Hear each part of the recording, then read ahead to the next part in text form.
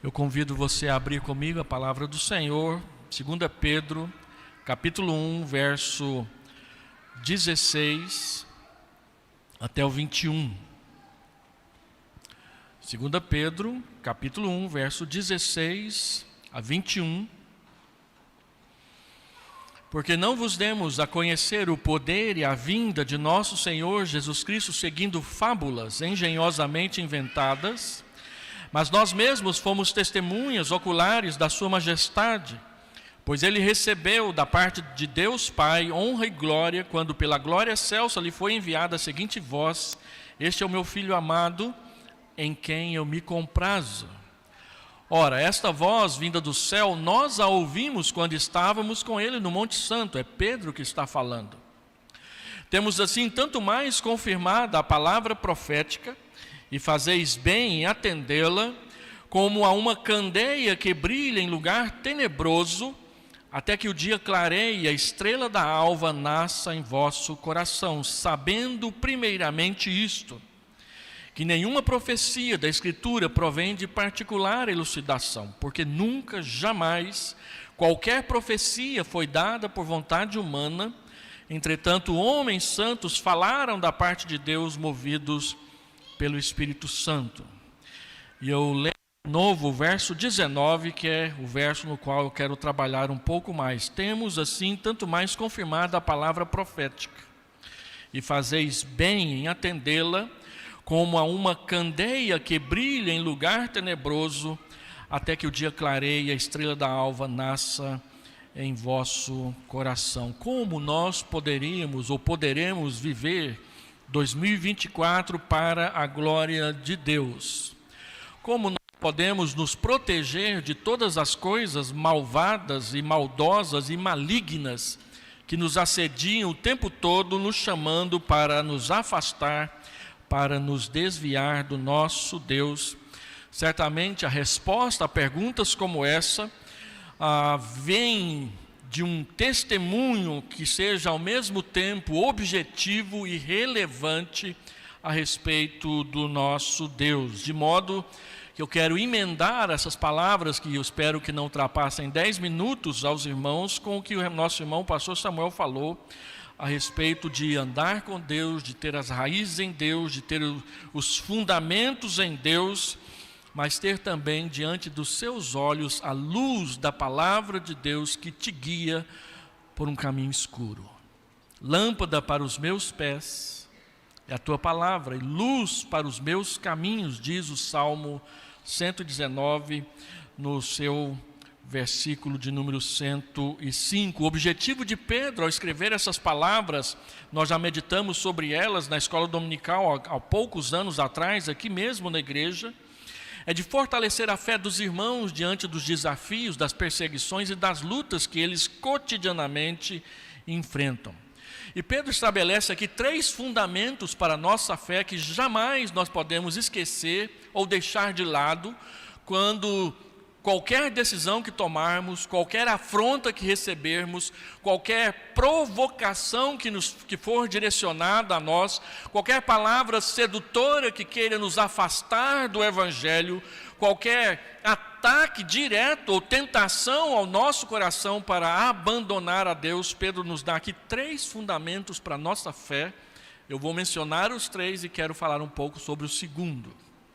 O primeiro fundamento é o testemunho apostólico. No versículo 16, Pedro fala da primeira vinda do Senhor Jesus Cristo como o fundamento da nossa fé para a sua segunda vinda. Porque eu sei, porque você pode saber, porque nós sabemos que o Senhor Jesus Cristo virá com certeza a segunda vez sobre a terra. Porque todas as promessas e profecias a respeito da sua primeira vinda se cumpriram do jeito que elas foram proferidas.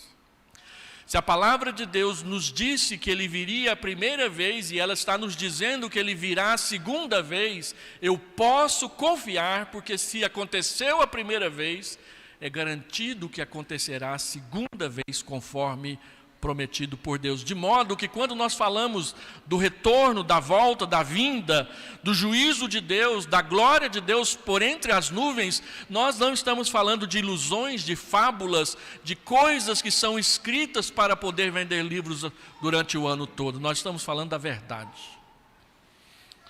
O Senhor Jesus Cristo disse aos seus discípulos, João 16, 22, hoje vocês têm tristeza, mas outra vez vos verei, e o vosso coração se alegrará, e a vossa alegria ninguém poderá tirar. Outra vez vos verei.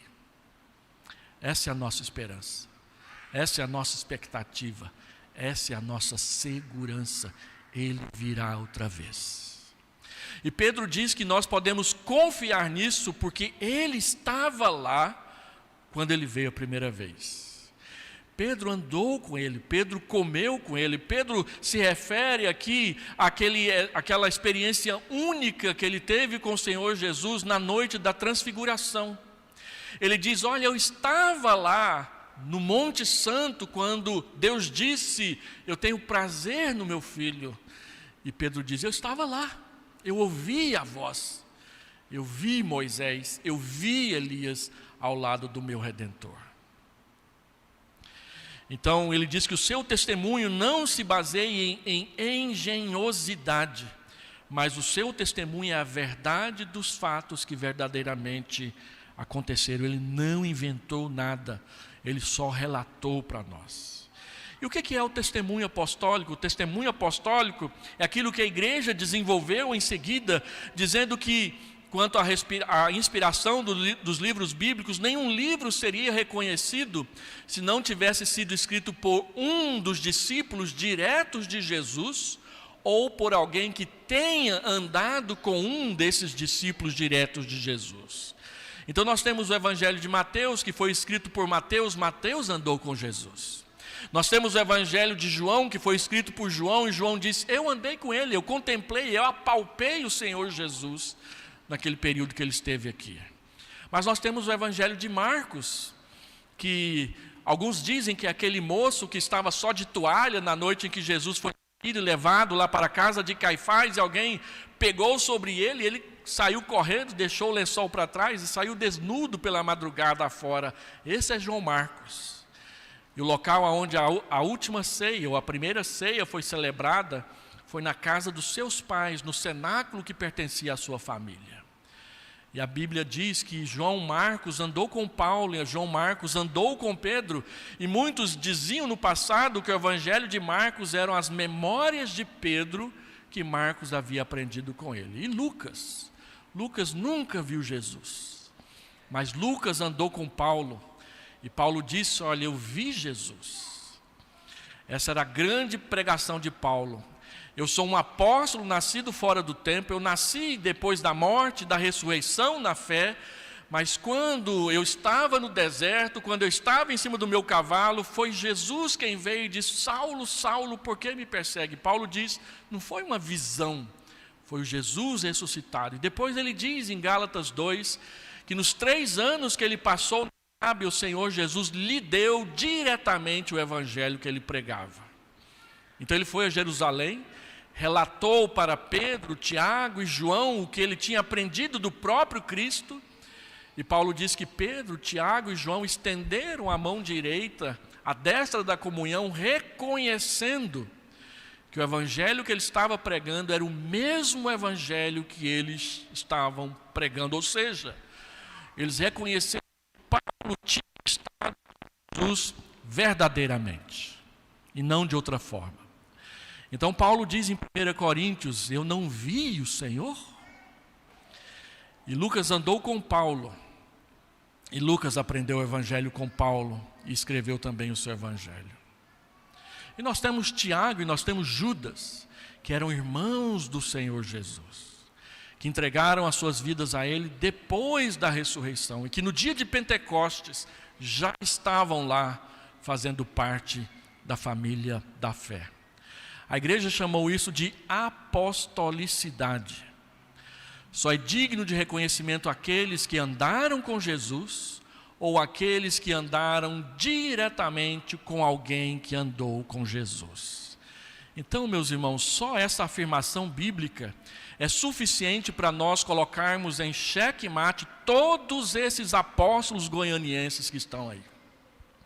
Nenhum deles andou com Jesus. Eles não são apóstolos. Eles são apóstolos autodeclarados, mas não são apóstolos de Jesus porque eles não estiveram com Jesus. Eles não estiveram com quem esteve com Jesus diretamente. Ah, mas eu tive uma visão, igual o apóstolo Paulo. Só que Paulo diz, eu não tive visões, ele veio me dar o evangelho. E essa é a diferença. A sua fé não é baseada em dolo. A sua fé não é baseada em falsas doutrinas. A sua fé é baseada na fé e no testemunho daqueles que estavam lá. Depois, em terceiro lugar, eu vou pular o segundo só por um instante. Ele fala então da inspiração das Escrituras. Nunca, jamais, nada que está na Escritura foi dada por uma elucidação particular. Por alguém que sentou e disse assim, meu nome é J.R.R. Tolkien, eu vou escrever uma história fabulosa para a Inglaterra. Escreveu O Senhor dos Anéis. Quando você lê O Senhor dos Anéis, você fica admirado da capacidade criativa de Tolkien. Ele criou um idioma, ele criou uma língua. E tem gente aí se esforçando para aprender a falar élfico, não sabe falar nem português. Ele criou uma cultura, ele criou um reino todo novo. Mas Gandalf nunca existiu. Por mais que a gente gosta dele, tem gente que fica comprando o cajado dele e pendurando lá no seu quarto. Légolas, então, nunca tirou uma única flecha com seu arco. Mas Pedro, Tiago, João, de fato estiveram no barquinho lá no mar da Galileia, como a gente canta com as crianças. E eles pescaram peixes verdadeiros. E eles viram Jesus andando sobre a água de verdade. E eles presenciaram o Deus que esteve entre nós naquela época. Escreveram para nós, de modo que o que está escrito é a palavra de Deus. E aí ele diz, fazeis bem em atendê-la. O versículo 19 diz que o cumprimento da palavra profética é também base para a nossa fé. Temos assim, tanto mais confirmada a palavra profética. E fazeis bem em atendê-la. O que eu devo fazer em 2024? Eu devo atender a palavra de Deus na minha vida. Se há algo que nós precisamos enfatizar aqui na igreja até a exaustão, é a leitura das Escrituras. É o ouvir as Escrituras. É o estar diante de alguém que está falando a Escritura com fidelidade. É aprender das Escrituras. Por quê? Porque Pedro diz que a Escritura é como uma candeia. Uma candeia que você segura na sua mão para caminhar num lugar tenebroso. E essa expressão precisa de esclarecimentos. Tenebroso aqui é como se você estivesse andando num cemitério. Não esse cemitério comum que tem aqui, o cemitério Santana, ou o cemitério Parque, ou qualquer outro cemitério que é tão arrumadinho, tão limpinho. Mas um cemitério com corpos insepultos, com corpos que foram colocados ali para apodrecer ao ar livre, de noite. Uma vez eu fui a Jaraguá, quando era pastor em Goianésia. Uma das congregações da Igreja Central de Goianésia era a congregação de Jaraguá, que hoje é a igreja organizada. Mas a gente passou ali em frente ao cemitério de Jaraguá, bem no centro da cidade. E me chamou a atenção vários sobrados ao redor do cemitério. E eu fiquei pensando, como é que esse povo dorme de noite? Com a sua fachada virada para o cemitério.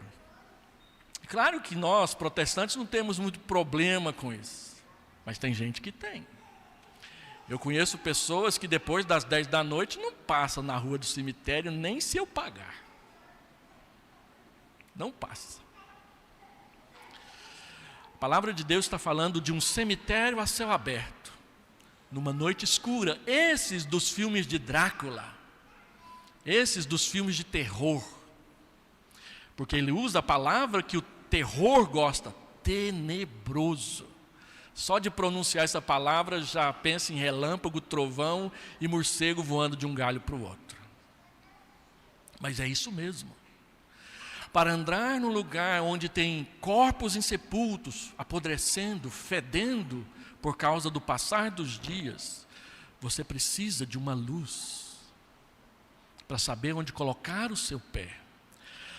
A vida humana, a história do mundo é um lugar assim, você não sabe direito onde colocar o seu pé. Você pode cair numa armadilha, você pode se machucar com muitas coisas.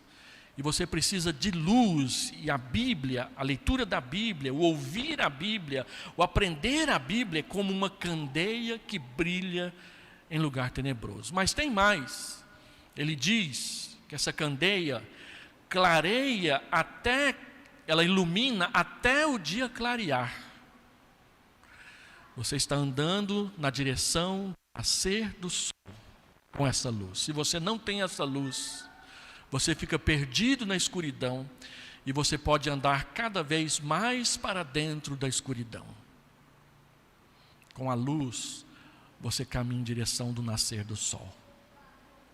O nascer do sol, na linguagem de Pedro, é a volta de Jesus.